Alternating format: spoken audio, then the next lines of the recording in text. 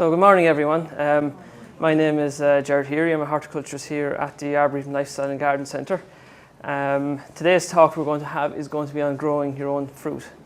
We're not going to cover every fruit out there because there's so much fruit you could spend the whole day talking about all the different sorts of fruit there is. So what we're going to concentrate on is some of the more commonly grown ones and some of the more easily grown ones. So we're going to look at the likes of fruit trees. So in that we're going to look at apples, pears, plums, and then some soft fruits like strawberries, raspberries, blueberries, things like that. If you have any questions then afterwards, you can ask me then. So as I said already, the aim of this talk is a general introduction to growing your own fruit made easy, and we'll show you how, where, when and why. So one of the most commonly grown types of fruit in most gardens is a fruit tree. Now, most gardens up and down the country will have a fruit tree of some sort or another, whether it be an apple, a pear or plum. You can get them in all sizes and shapes, different types in it. So the first thing you need to look at before you plant your apple trees is your site. So you need to look at your garden and decide what you can get in your garden, what your site is. So ideally for apple trees, the site needs to be sheltered and a slight slope would be preferable, because on that slight slope you will get free draining soils. The water moisture will drain away from it. A sheltered site is important too. If you move into a new house, you don't want to just move into the middle of a field and stick apple trees or an orchard into the middle of a field. They need a little bit of protection, a little bit of shelter. So ideally what you do is you get your screening up first, your hedging up first, and then look at putting your fruit trees in afterwards once you have a little bit of shelter. And weed control. So what that means is spraying off the area. So if you're doing a large area like in the picture you see here, the weeds are completely removed from that area. If you're doing it into a lawn area, you'd want to spray off an area, say about 3 foot wide or so, circumference around it, just to keep it clear of weeds and keep it clear of grass. That's a close-up picture of the veg garden. So you can see in that veg garden and fruit garden, the apple trees are up on the top of the fruit garden, working its way down gooseberries, and closer down to the bottom then you have black currants and red currants. And that's another angle of it there again, with rhubarb at the very bottom, which would be the wettest spot in the garden.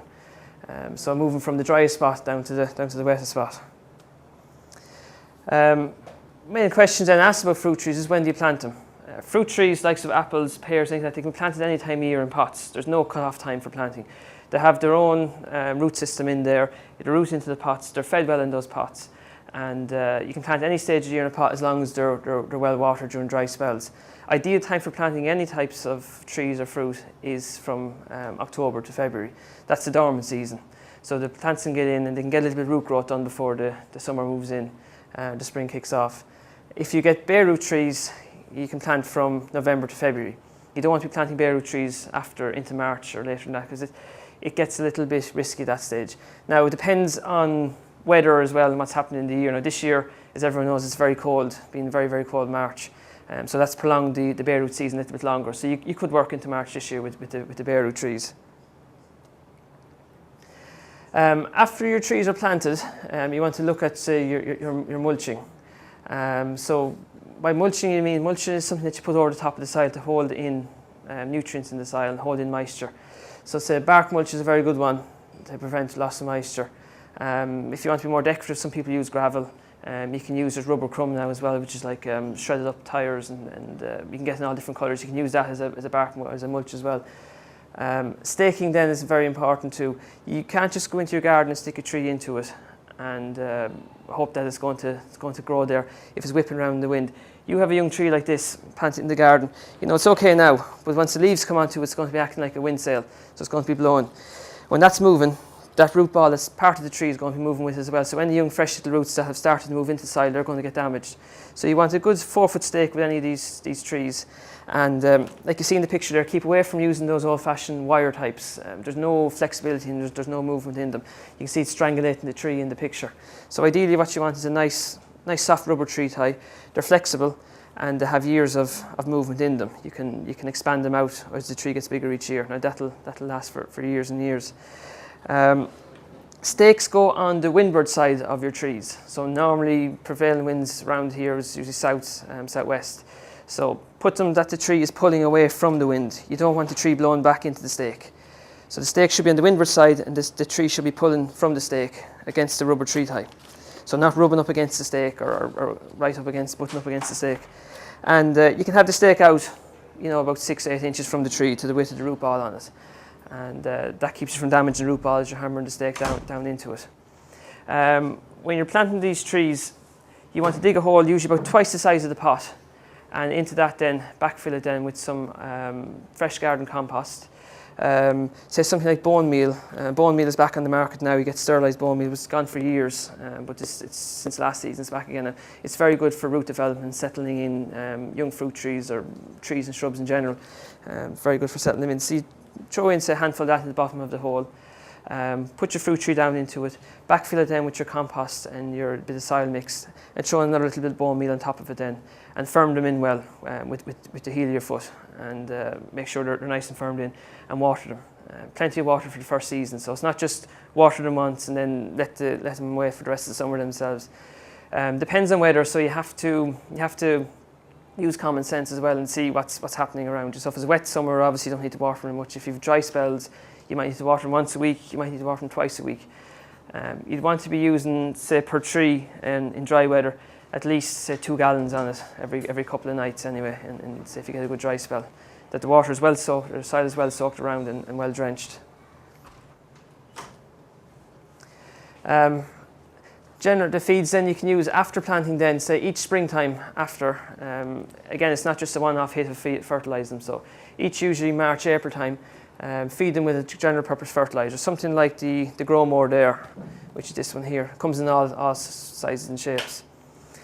Sprinkle that around the trees in March or April time. Do it again then after prolonged rain, because what will happen is if you have a week or two of prolonged rain and you put the fertiliser on, the nutrients will wash away below the level of the roots and they'll be gone. It will be pointless using it then at that stage. So if you have a period of prolonged rain, so a week or two of heavy rainfalls, reapply after that, and don't apply in dry weather. Apply when rainfall is expected, because if you apply it in dry weather, obviously it's not going to be in use to the plant either. It's going to sit there. It's not going to go into the plant. We always recommend using granular because they're longer acting. If you use a liquid feed, it's only a short-term thing. It's kind of a once-off boost to it, burst to it. So you want to use a granular feed. It feeds over a few weeks. Grow More, you can apply twice in the season. We'd always recommend putting it on in spring and then again giving a second application later on in the season, usually around June, July time, when the plants are slowing down a little. There's different types of trees then you can get for the garden, so there's different types of rootstocks. So you need to look at what you can take in your garden. Rootstocks, M27 is an extremely dwarfing one. Now you'll get the likes of this tree here, which is a family apple tree. So you have 2 varieties grafted onto the one tree. Now this is on an M27 rootstock, which is an extremely dwarfing rootstock. That tree won't get much higher than about 5-6 feet. Produces heavy crops on it. You have your James's Grieve on the top branches, and lower branches then is usually Elstar on them, yeah. And that'll give a massive crop on it. The likes of these and very dwarf rootstocks can be used in pots and tubs, so they're suitable for patio or balcony gardening. You can plant them out in the garden as well if you have a small garden, near a patio or something like that. It will make a nice feature. M9 then is a very dwarfing, and then the most commonly sold one is the MM106, which is a semi-dwarfing. That's what most of our apple trees will come on. So it's the MM106. That'll get an apple tree usually around 12 to 15 feet or so, which is your normal size apple trees. The rootstock will determine the vigour of the tree, and it'll determine the amount of cropping on the tree. So the smaller the rootstock, usually the heavier the crops on it. This is a family apple tree that you see here. This is this one that we have here. That's it in the spring. So you can see it's covered in flowers, and each of those will produce an apple eventually. And as I said, they're grafted apple trees, so the bottom branches will be Elstar, and the higher branches then will be the James's Grieve on it. Spacing for your apple trees then, if you're going by, say, your standard MM106, which is, say, your standard apple trees, you want to be putting at least 15 feet between them, 15-16 feet, so each direction. That gives you plenty of air moving around the trees. It means that they can get plenty of light, and it gives you room that the trees can expand, and you can get a nice size and nice shape in them. A lot of these trees too can be trained as espaliers or trained in walls as well now, and you can give space accordingly for that. That's an espalier tree there. Just to explain espalier, if anyone doesn't know, espalier is a tree that's trained up on a single stem, and branches then trained out at angles from that then, 90-degree angles from that then. Usually on wires, you can barely make out the wire here running along the wall, and it's tied into the wire. It's very, very popular, say, if you have south-facing walls or even small gardens or small areas. You can do it on a wooden fence, so you can do it against the side of the house. And lateral branches will always give more fruit than upright branches. And I'll talk about that in a minute as we're talking about training and pruning them. But it's always the case with the lateral branches will give much more shoots than vertical branches. That's another type of espalier then again, that's a very old one. So you can see it has the few main shoots coming from it, and then out of that then you have all your fruit and spurs. And that will give a massive apples on it now in the autumn time. But there's years of training gone into that one. Now, if I want to talk about training them, this is a bush apple tree. This is just one of our ordinary apple trees. If we just pick a Bramley seedling here as an example. There's different ways of training them. Now, what we recommend here is tying down. And that's what you see in this picture here. It's literally picking the branches, keeping one main leader on the tree, and then tying down your side shoots on them there. So you pull them down, bring them down gently at an angle. Onto the ends of them then you can tie a little bit of twine and weigh them down with a brick, or you can peg them. And what that does is it'll pull the branches down, and it gives you your lateral shoots then, your lateral branches. These branches here then will produce your fruit and spurs on them. And what it does is it stops the upright vigour of the tree. Trees will want to grow straight up and grow fast and grow strong. If you pull the branches down, it slows the vigour of the tree, and it starts developing your fruit and spurs along the branches here. And you get masses of crop along these branches. So tie the branches down, usually for 5 or 6 months. The branches will set in that position then after the summer, and you can take your strings off it then. As you develop more branches out of this in the spring, then you can take those branches next season and tie those down. And it gives you a nice sized tree, a nice shaped tree. And just I have a few pictures of this tree then over the years as it moves along. So that's in 2009. You have it then in 2011. So you can see the branches that were originally tied down, the pegs are gone off them now, they've set in position, and you can see the amount of flowers that are developing along those shoots. That's it in 2012, so you can see the bunches of fruitlets along the tree. And that's it this year, earlier this year now, 2013. So you can see the shape of the tree, it's nice and compact, it's nice and low. All the branches he has them pulled out into a lateral shape, so it's not taking up much space in the garden. So that's a good way of restricting the growth of the tree and keeping it neat and keeping it restricted. Now when you pin the branches down, you don't want to tip the ends off them. So just a little light tip on the ends of them there, just to get some growth developing along the branches here on it. So that's for tying down trees. Now if you want an open centre tree, there's different pruning required in that. Say for open centre trees, it's going to give you that classic kind of a goblet shape. It's going to be hollow in the centre, but the branches are all going to be appearing from the outside on it. To do that then, what you want to do is you have these as your main leaders, your main branches here, that are going to form your shape. You've 3 branches on it. So in the springtime, for the first 4 years or so, you're going to be doing a bit of heavy pruning on them just to get your original framework that's going to be there for the lifetime of the tree. So these would be your 3 main branches. As they grow in the spring then, what you would do is you would take off maybe the top of this here. Always take off to an outer facing shoot. So just above an outer facing bud, just up here, and snip it above that. These 2 ones here, I think I'd leave as they are at the moment. So what this will do then is it'll produce more branches along this side of the tree here. Over time then you'll be pulling this branch along here, just trying to form an open centre tree. So these are your 3 main branches. That's going to give you a framework of the tree. So ideally, I think I'd probably pull that one down just for the first season, just to get the shape of the tree. And that's going to give you your classic spreading out from 3 main branches look.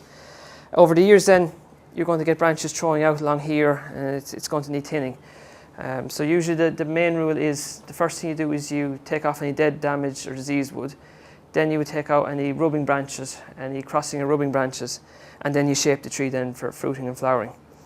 So for the first 4 years, so you're going to be doing that kind of heavy pruning on, just to get your original shape there. And after that then, it's only very, very light pruning on them. Prune as you need to prune. So that's just, if you get very vigorous growth in the springtime, you take back the growth by about a third or a half in the summer. That'll restrict the growth a little bit on it. But this is a much easier way of growing trees, and it's what we recommend to customers now in the past few years. And we've tried it ourselves in our own veg garden down below, our own fruit garden, and it's working very well. It saves on the pruning, and it saves on the having to try and get that shape on it there, and the constant looking after it. You can do that as well with pears and with plums also. When do I prune my apple trees? Most pruning is done in the winter time, so you're talking between November and February. And that's this type of pruning here, is your heavy pruning and your shaping. Summer pruning if necessary. So you only summer prune if you get masses of green growth on it and there's no flowers on it, it hasn't fruited for you. So you take back that green growth by about a third or a half, and with the idea of producing little fruit and spurs for you in that next year. Thing is as well, is you don't go too hard any one year on the tree. If you go massive, if you have an older tree and you go out there with the chainsaw and start taking boughs out all over, you're just going to end up with massive green growth on it. So it's only little bit each year, you're doing it gradually, little by little each year. And so you must always have a reason to prune. So it's not that you get up one morning, look at the tree and think, God, I may go out now and take half that tree out of it now or tidy it up. You need to prune for a reason. So you need to be looking at the tree and seeing where your fruit and spurs are. So these are quite young, so this tree hasn't got any fruit and spurs yet. But main fruit and branches will be on branches from usually 2 years upwards. So fruits produces fruit on older branches. So there's no point going out and cutting off all your young branches because you'll never have fruit then on it. So you always want to have older branches on the tree. So you're doing it every year, a little bit every year on them, you know, thinning out some of the older branches, letting some of the new ones develop into it, thinning out some of the older ones. It's a cycle, working on a cycle. And say if you're doing this idea, keep the centre open, so all the branches should be growing out away from the centre of the tree. And that helps with pests and disease as well. It lets light and air into the centre of the trees. How many apple trees do we need to plant to get fruit? That's another main question we're asked too. Most apple trees are what's called diploids. Diploid means they have to have a pollinating partner. Some of them are called triploids then, which would have to have tree for it. So you'd have to have itself and two others. So triploids then, an example would be bramley seedlings and John and Gold. You can't just plant a bramley seedling in the garden with another apple tree. It needs to have itself and two other apple trees to pollinate it. So two different types of apple trees. Apple trees fall into three flowering groups. There's Group A, Group B and Group C. These groups, Group A is early flowering, Group B is mid-season and Group C is late season flowering. So we'll show you some of those now in the next slide. So Group A is Beauty of Bath, Ida Red and Ergmont Russet. There's some of your earliest apples to produce flowers. Group B then is the Cox's Orange Pippin, Discovery, Elstar, Granny Smith, Grenadier, James's Grieve, Catchy and Bramley Seedling. And Group C then is Golden Delicious, Howgate Wonder, Laxton Superb and John and Gold. Now how we work with that is, as I say, Group A flowers early, Group B is mid-season flower and Group C is late season flower. So for pollinating you need to get plants from the same group or from groups right beside each other. So say a Group A and a Group B will pollinate each other because their flowering time is crossing over. But a Group C and a Group B will pollinate each other because their flowering time is crossing over. But a Group A and a Group C won't pollinate each other because Group A is finished flowering by the time Group C is coming to flower. So I know it's a little bit hard to get the head around on it. They need to be flowering at the same times or crossing over to get pollination on it. So I say ideally, don't get a Group A and a Group C, that won't work in the garden. So you want an A and a B or a B and a C. They'll cross-pollinate with each other.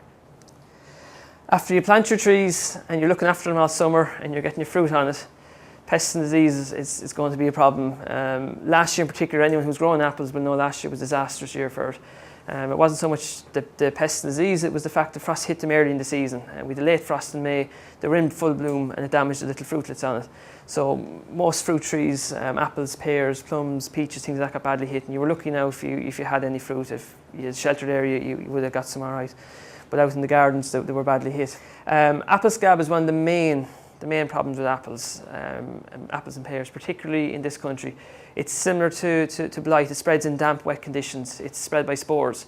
So what happens if you get wet, damp conditions, the spores land in the wet leaves, they bore into little leaves, they spread into the apples, they land in the apples, they cause this scabbing of the apple and spotting of the leaves, and you'll end up with leaf drop early in the season. So you just see masses of leaves dropping off the tree. Ideally, you want to get in and spray in the beginning, spray before the buds, just as the buds are opening. So just in another week or two's time, just as those buds start to develop out and open. You spray them then a second time as they're starting to open. Don't spray them when they're in flower, and then start your spraying them when they finish flowering. You're not spraying them when they're in flower because you want the pollinating insects to be on the tree and pollinating the apples. If you're spraying, you don't want to affect the insects that are doing the pollinating for you. If you do happen to get a bad infestation of apple scab, any of the leaves that drop, rake them up, get rid of them, discard them, put them in a bin bag, dump them, bury them, put them in a bin, just don't put them in the compost heap, because you're continuing that cycle then. The spores will stay in the ground through the winter months, and then you're starting back from square one again. The spray you can use would be something like Bordeaux mixture. A lot of the sprays have gone off the market nowadays. It's very difficult to get fungicides, but Bordeaux mixture works well on apple scab and canker. You'd mix that up into a spray and into a sprayer and spray it on. Now, ideally, spray it in the evenings, a nice dry evening, calm evening. Don't spray it during the middle of the day when you get warm sunshine or any, particularly if there's going to be thunder showers or anything like that. There, you want a nice warm evening. When you have a nice long dry evening, it can dry into the plants and it can get absorbed into the plant. Canker then is the next main problem with apples, particularly older apple trees and apple trees that are on semi or extremely dwarfing rootstocks, like the coronets. Canker is characterised by this. You get sunken areas on the stems of the trees. The bark then will crack and split, and it'll literally just fall away from the tree. It says particularly prevalent in areas of heavy wet soils and trees that are growing under stress. So if you're feeding your trees, try and keep them well fed each springtime. Try not to have them in waterlogged or wet soils. And if you see canker on the tree, it needs to be removed from it. So you can spray with the likes of, say the Bordeaux mixture will help prevent it. And if it gets the canker, then you need to remove those branches. When you cut a branch with canker in it, you'll see the wood will be stained brown. So keep removing that branch down and down until you see just fresh, clean wood on it, until it's white, fresh, clean wood. And after that, then you need to treat it with a pruning seal to stop any disease or anything getting into the trunks after that. So we'd always recommend after you prune any tree to treat it with a pruning seal. That'll seal up the wounds and prevent it getting any bacteria or disease into it. It's very easy to spot apple canker on trees because from a distance the leaves will be shriveling up, and like in the picture they'll be going yellow. And the tree, it's usually one or two branches, and the tree just won't look healthy. And if you go up close, you'll see all those cracks in the stems and those sunken areas on the bark. Capsid bugs, apple sawfly and codling moth then are the other main problems in this country. Capsid bug is a small little almost like a little beetle, and what he does is he gets into the little fruit as it's small, just as it's beginning to form, and he takes little nibbles out of it, and it forms these little scabs on the tree, on the apple. Now it's no harm to the apple. You can cut them out. It won't affect the taste of the apple or anything like that. Now anything that will affect storage, all right, storing of apples, you won't be able to store them. But it doesn't actually affect the eating of the apple. Apple sawfly, on the other hand, he goes through the apple, so he's born inside it. He's a little grub, and you can see he starts on the outside when they're younger, and he causes this spiralling effect on the outside of the tree. There's no real treatment for them. You can spray usually in April and May if you see the adults on the tree, but they're hard to get under control. Codling moth is another problem with apple trees. Again, that's kind of April, May time they start appearing. She'll lay her egg on the apple tree itself or on the little fruitlet, and he'll bore into the tree or bore into the fruit, and he works his way through the fruit then, and then eventually bores out, and they'll fly away. Now there is, said likes of the codling moth trap here, which you can hang in your apple tree usually in April, and what that does is a female pheromone. You put that into it, and that attracts the males, and the males will stick to a sticky paper inside in it. What you're using that for is an indicator. Usually if you have 2 or 3 or 4 males stuck in it, it's an indicator that you need to start spraying your trees. If you've only one, there's not going to be much of a problem. But if you start to get 2 or 3 within a week's period, there's some of them around, and it's time to start spraying your tree for it. You can use just insecticide, something like this one here, the Bug Clear Fruit and Veg. To treat them. Now again, it's a spraying regime, so it's usually every 2 to 3 weeks once you start spraying, just to try and keep it under control. Because they can get into orchards and they can be a problem, particularly the codling moth. It can cause a lot of problem. Now again, any of these ones with damage in them, obviously you're not going to need the codling moth one or the apple sawfly one, but you get small bruises and apple things that they won't store, so you want to use those straight away. Any apples that you're going to store need to be fresh, need to be clean, no damage, no scrapes, no tips or bangs on them. Moving on to pear trees then. Pear trees are treated very similar to apple trees.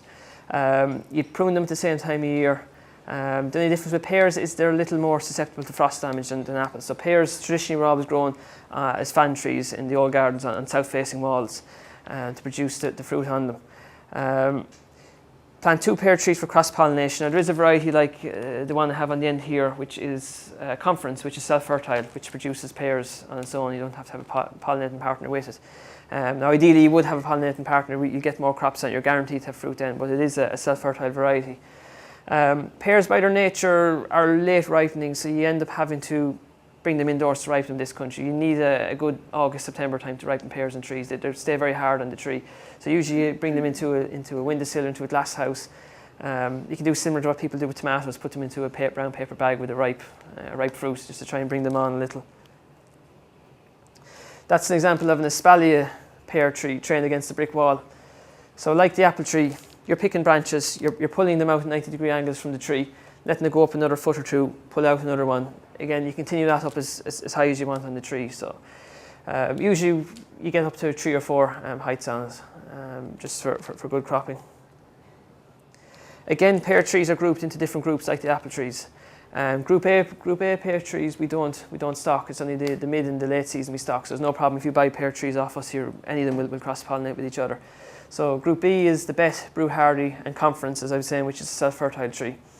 Bet is the one in the picture there, which is quite a large tree, quite a large fruit on it, and it's a good reliable cropper. Group C trees then is Down the Comice, Queen of all pears, and a regular cropper. So it's quite a large pear as well. So we don't stock much in the line of the pears, usually Group B. Pear trees will suffer from a lot of the same disease as well as apples, so you're going to be treating them very, very similar. Plum trees then is the next main grown fruit tree in this country. 2 main ones growing are usually Opal and Victoria. Victoria would be the heaviest cropper of the lot. The fruit flower very early in the season, so you need to bear that in mind there. So perfect for placing against south walls, against sheltered areas in the garden. Cropping can take up to 5 years on St. Julian rootstocks. Now that's what our plum trees would be on. A lot of people get upset after 3 or 4 years when they're not getting fruit on their plum trees, but they can take up to 5 years and maybe a little longer on them. But once they start fruiting, they will produce fruit most seasons. So Group B then we have the Opal, which is self-fertile, and we have the Victoria plum. Victoria is a very heavy cropper, and it produces masses and masses of fruit on it. Some trees will need to be thinned out because literally you won't see the branches. It'll be like bunches of grapes on the branches. If you don't thin them out, there'll be tiny little fruits on it, and you won't get those nice big juicy plums that you're used to buying in the shops. Victoria is the largest plum you can get. So you thin the fruit out. You will get during June, you get what's called June drop on apple trees, pear trees, and plum trees. That continues from June into mid to late July. After June drop happens, June drop is a natural dropping of fruit. It's a selective dropping of fruit itself. So the trees will drop a certain amount of fruit themselves from it. At that stage then, if you still have masses of fruit on the trees, you need to thin them out. So you need to take them out, leaving 2 or 3 inches between each fruit. If not, you'll just have masses of tiny little fruits, and you won't have the nice big fruit, juicy fruit on it. So particularly with Victoria can break its own branches with the weight of fruit on them. So the branches will tip down, they'll fall over, and to get to a certain point, they'll snap. What can happen too is if you have masses of fruit 1 year on the tree, you only have a biennial cropping. What that means, you only have massive fruit this year, you might have nothing next year because it's put all this energy into it, and it's literally having a year then to rejuvenate itself and try and get back to a fruiting stage again.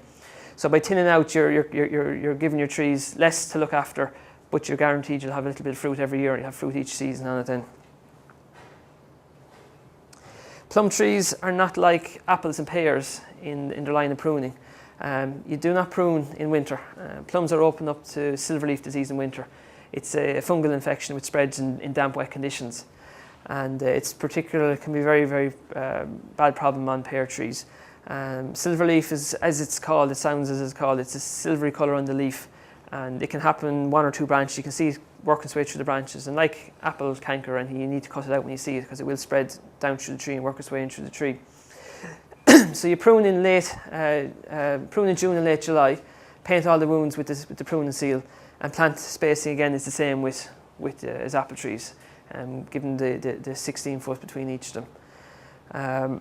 You might think they're pruning in June and late July. You'll have fruit in the tree at that stage.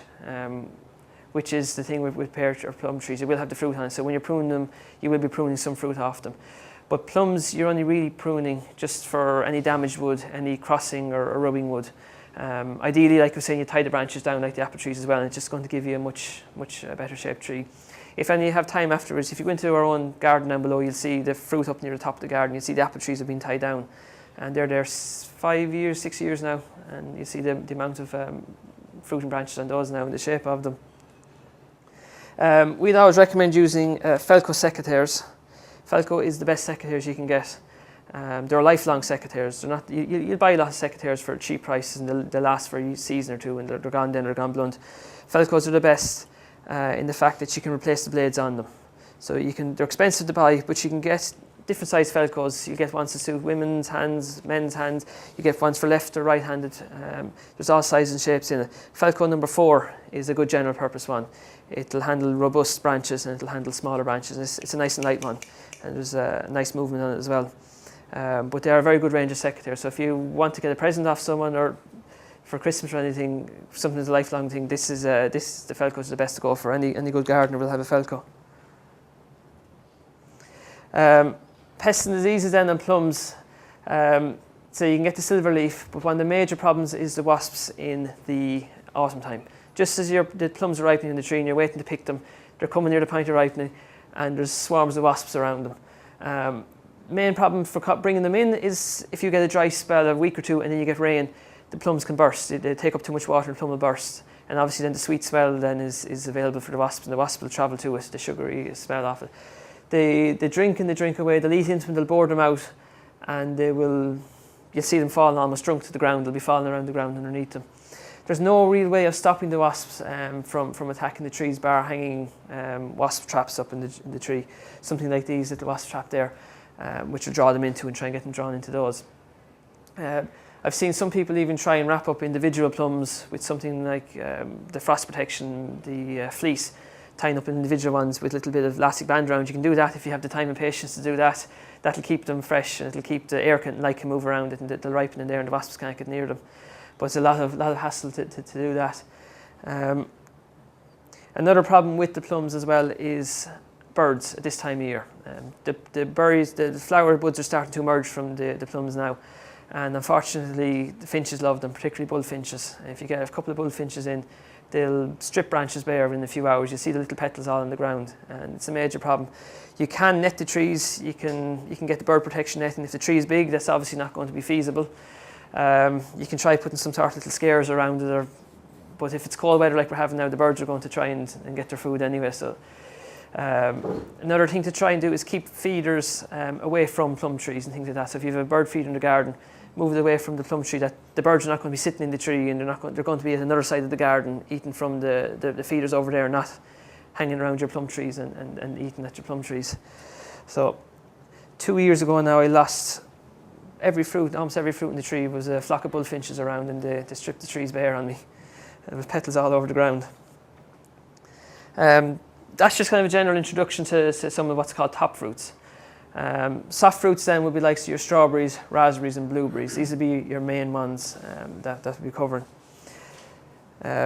Strawberries, everyone knows, and I presume most people have grown strawberries at some stage. They've been grown in pots and tubs, they can be grown in the ground.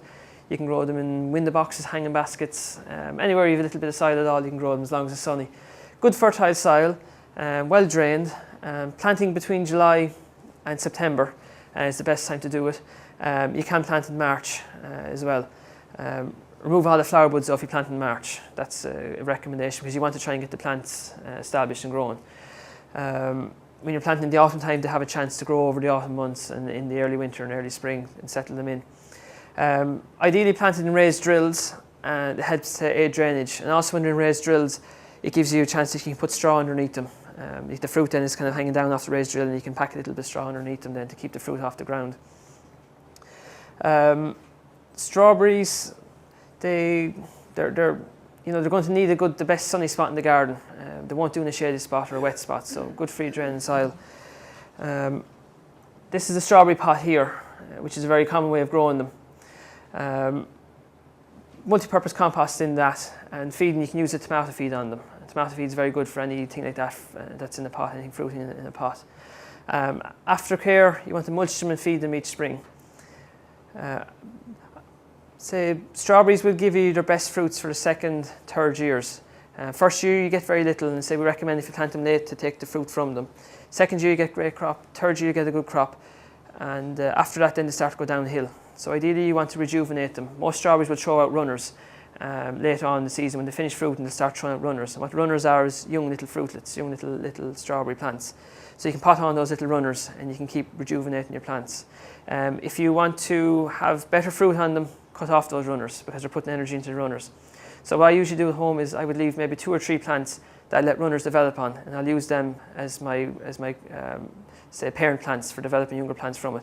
The rest of my strawberries, then I'll cut the runners off them, and it'll develop fruit for longer in the season for you and give you better fruit on it the following season. At this time of year with strawberries, they're looking a bit shook after the winter months. So they're red leaves on them, brown leaves on them, they're getting a little bit shook now. So cut off any of those brown leaves on them, tidy them up, weed them, and mulch them. Mulch them with, you can use well-rotted manure or even a compost, nice compost. And then a feed then of something like the Growmore as well, a general purpose fertiliser on them. So shortly they should start sprouting. They're late again this year and sprouting again with the weather. It's quite cold. Soil temperatures are below normal for this time of year, so everything is a little bit delayed.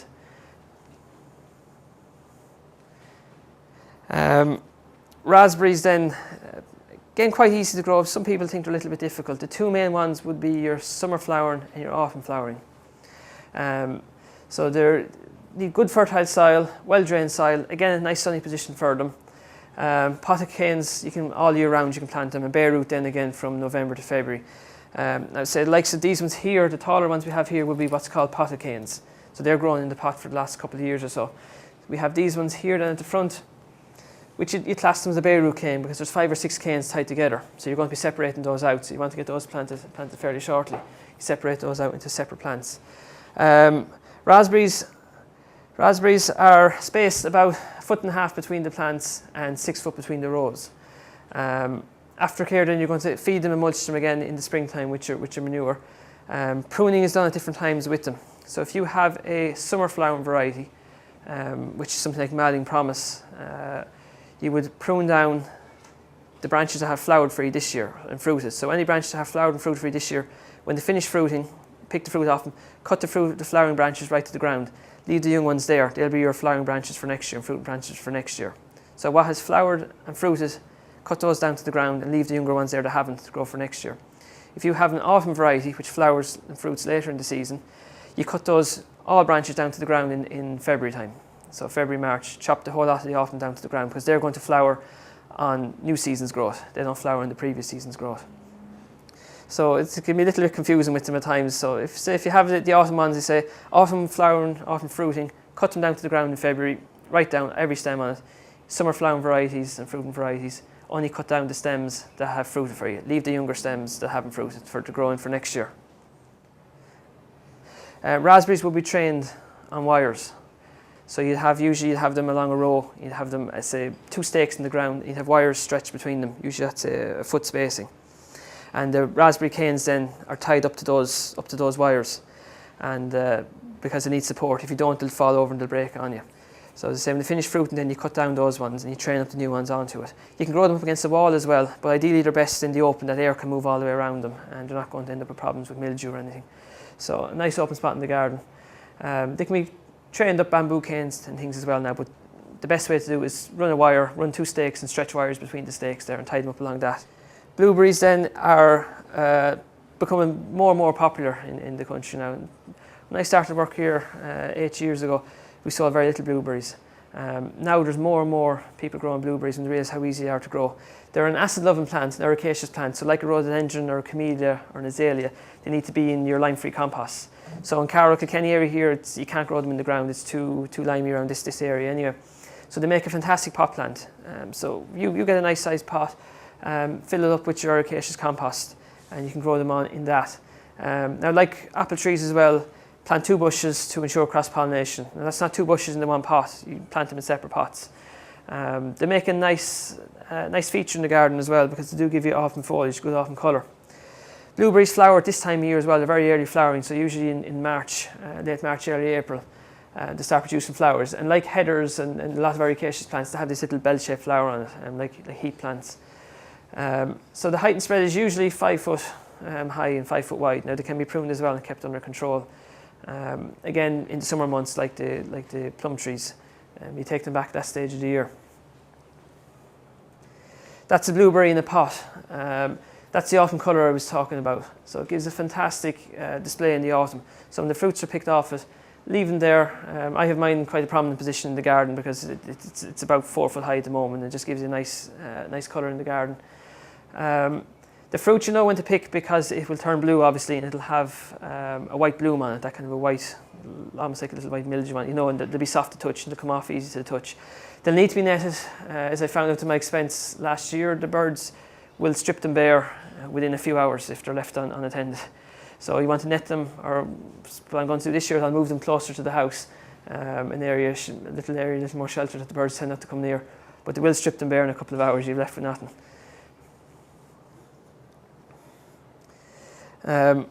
That's just black currants there, and the bumblebees. We get a lot of questions this time of year about bees and things, spraying bees. Bees you do not want to kill in the garden.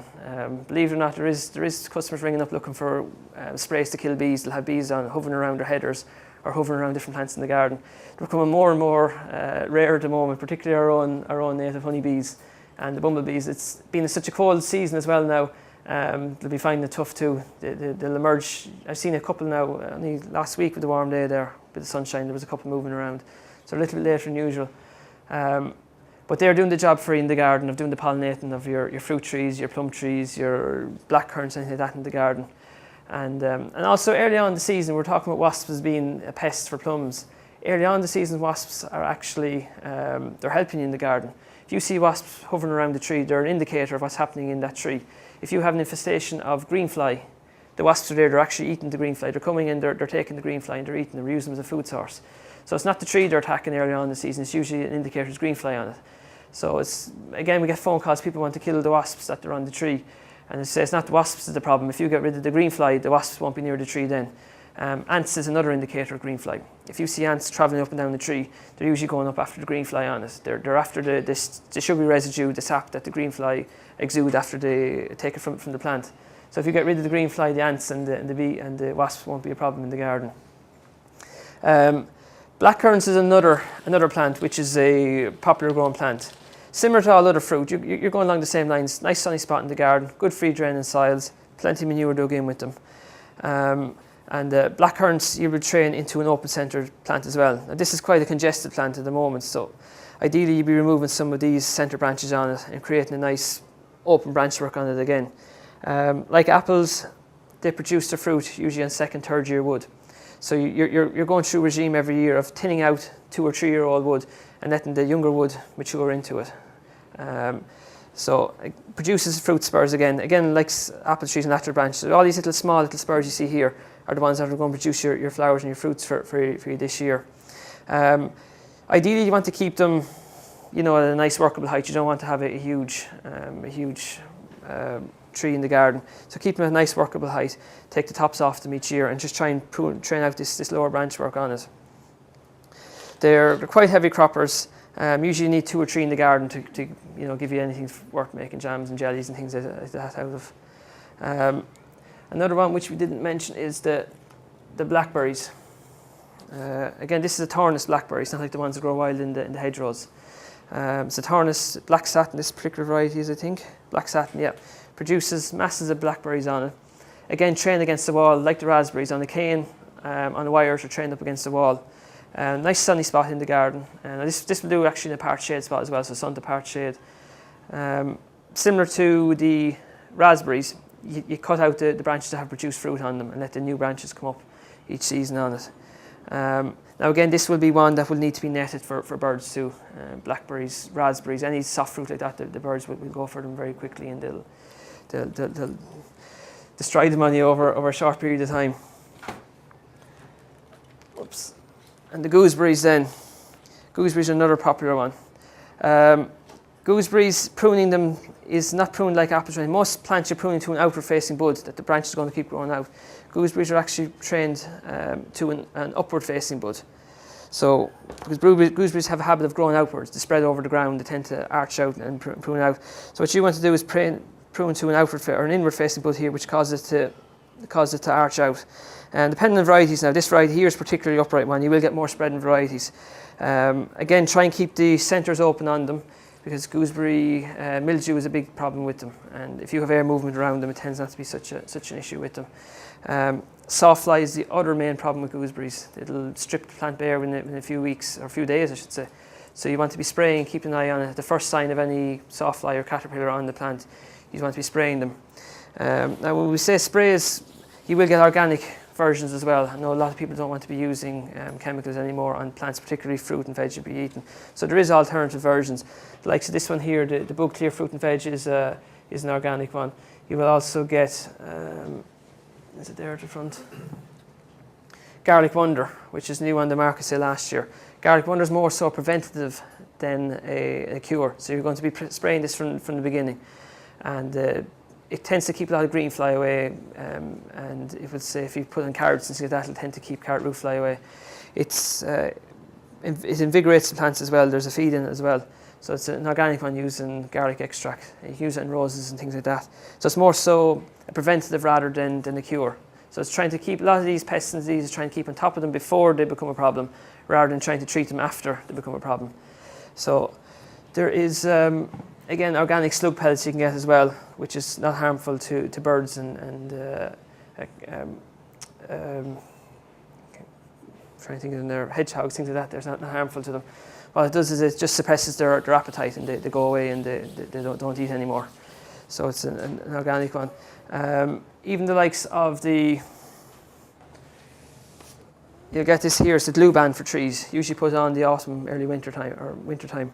And that will stop a lot of crawling insects getting up and overwintering in the trees, things like earwigs, and in the springtime, say caterpillars, and sometimes codling moths can lay their eggs further down the tree, and it'll stop them merging up the tree.